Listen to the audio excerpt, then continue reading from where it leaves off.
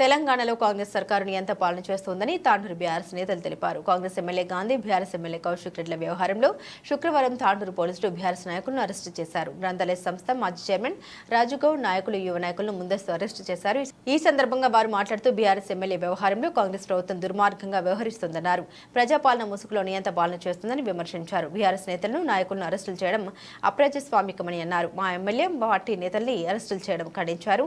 Senior నాయకులు శ్రీనివాస్ చారి, ప్రధాన కార్యదర్శి అబ్దుల్ సలీం, యువ నాయకులు సందీప్ రెడ్డి, దత్తాత్రేయ, హుస్సేన్ తదితరులు పాల్గొన్నారు.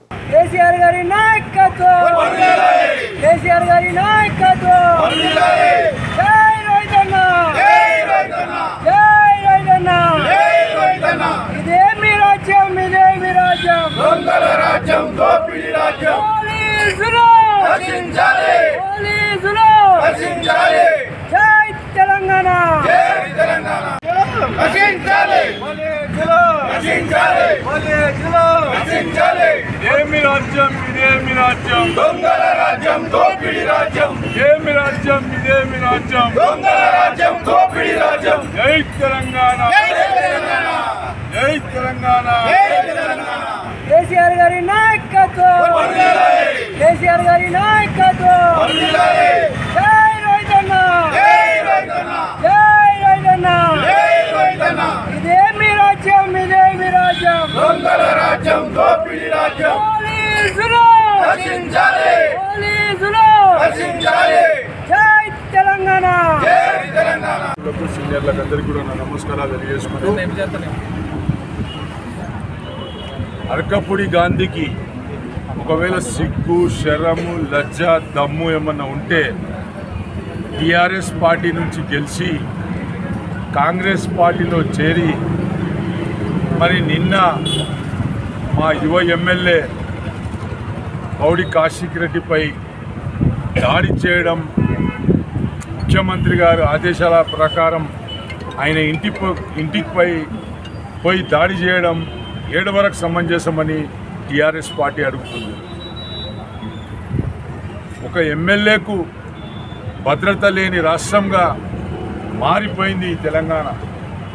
ప్రజాపాలన అంటివి, ప్రజాపాలన కాదు ఇది, దుర్మార్గన పాలన, కక్షతో కూడిన పాలన. ఈ రాష్ట్రంలో ప్రజాస్వామ్యం ఉన్నదా? ఈరోజు ప్రభుత్వానికి వ్యతిరేకంగా మాట్లాడితే కేసులు పెట్టడం, మరి హింసించడం, వాళ్ళపై దాడులు చేయడం. ఈ రేవంత్ రెడ్డి ఈ రాష్ట్రానికి ఏం చేద్దామనుకుండు? ఇంకో బీహారు, లేకుంటే ఇంకో ఉత్తరప్రదేశ్, ఇంకో జార్ఖండ్ లెక్క ఈ తెలంగాణ రాష్ట్రం కూడా చేద్దామనుకున్న ఆలోచనలో ఉన్నాడేమో. అందుకోసం ఈ విధంగా ప్రవర్తిస్తుంది. ప్రజలకు ఇచ్చిన సమస్యలను, ప్రజలకు ఇచ్చిన 6 గ్యారెంటీలను గాలికి వదిలేసి హైడ్రామా, మరి ఎమ్మెల్యేలపై దాడి, మరి ఈ విధంగా చేసుకుంటూ పోతే రాబోయే దినాల్లో తెలంగాణకు అనేక రకాల అన్యాయం జరిగే విధంగా ఉంటాయి. ఇప్పటికే పెట్టుబడులు లేక వచ్చిన పెట్టుబడులన్నీ కూడా తెలంగాణ రాష్ట్రంలో ల్యాండ్ ఆర్డర్ లేదనే ఉద్దేశంతో అనేక పెట్టుబడిదారులు ఈ రాష్ట్రం వదిలి వెళ్ళిపోయిన సంగతి కూడా తెలంగాణ ప్రజలందరూ కూడా తెలుసు.